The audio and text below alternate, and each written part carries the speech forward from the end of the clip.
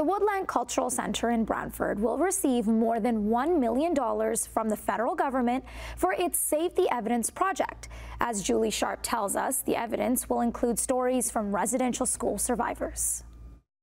When there's stories that are directly from survivors, so quotes, those will actually be embedded in the walls and even in the furniture so that their stories are very permanent in the space. The historical narrative and sort of those more general elements of storytelling will be on panels that look like they're just resting on the wall, so that the really permanent element of this interpretation is the actual voices and experiences of survivors themselves.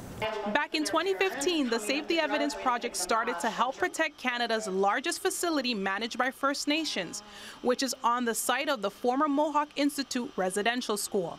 Former elective chief Ava Hill says the project is important for unity. The power is that they will hear the stories firsthand from survivors. It's said in the Truth and Reconciliation that the more we learn about each other, that maybe we can start to eliminate some of the discrimination and the stereotyping that exists in this world today. And to me, that's reconciliation.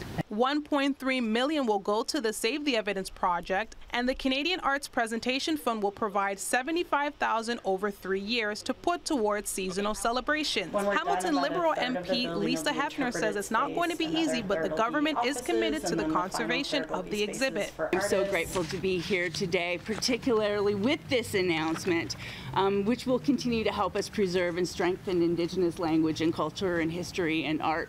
And finally, we couldn't bring this project to completion without the generosity of the Canadian Ministry of Canadian Heritage through the Cultural Spaces Fund, which will allow us to create all of the interpretive elements of the project, including audio listening stations with first-hand accounts from survivors, photos and text panels, and other audio-visual interpretive tools. The doors are set to open to the public next year in May. Julie Sharp, CHCH News, Brantford.